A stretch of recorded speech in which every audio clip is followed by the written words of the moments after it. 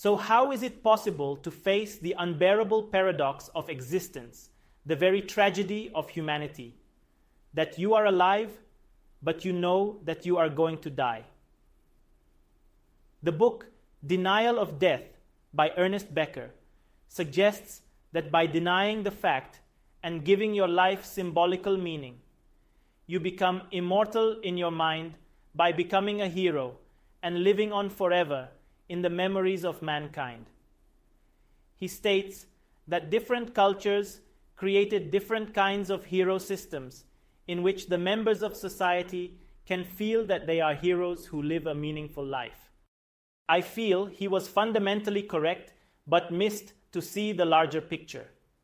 This is why he could not offer any resolution to the dilemma of the human situation.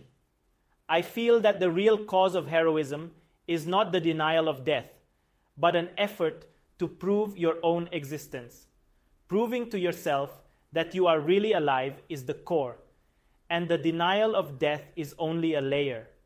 But why would you need to convince yourself that you are alive? Because in this moment, you are living as a personality, and the personality is not real. Something that is not even alive cannot really die. You are afraid to die only because you are living as the ego, and only the ego is afraid of death. But deeper down, the ego is afraid that it is not even real. The ego knows it is nothing but an illusion. When this illusion is seen as the illusion it is, the ego dies. So the ego is trying to make everything in its power to keep the illusion itself alive. Deep down, you feel that you are not real, but you want to convince yourself of the opposite. Personality is a lie, but you want to believe in it because it is the only idea you have about yourself. Without this idea, you would feel lost. You would feel that you are a nobody. A positive ego can give you a very good feeling about yourself.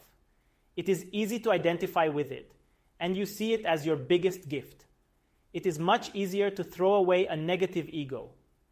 When you think you are bad, you are worthless, you see yourself as a burden. When this feeling becomes unbearable, you can suddenly snap out of the illusion of the ego.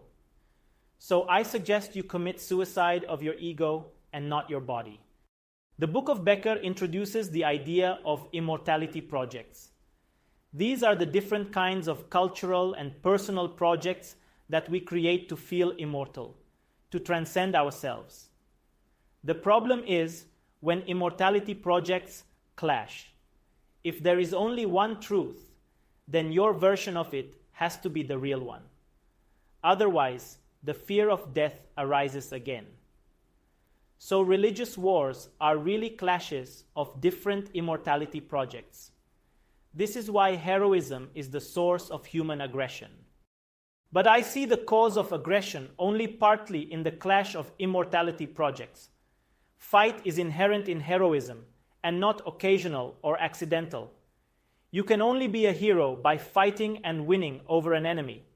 And a hero is only as good as his enemy. The bigger enemy you choose, the bigger your fight is. That is why some people cannot be cured of their illnesses. They become heroes by fighting with the disease. Illness becomes part of their personalities. Exactly this fight is that makes the ego going, that is continuously creating and recreating the illusion. If the ego stops fighting, it disappears.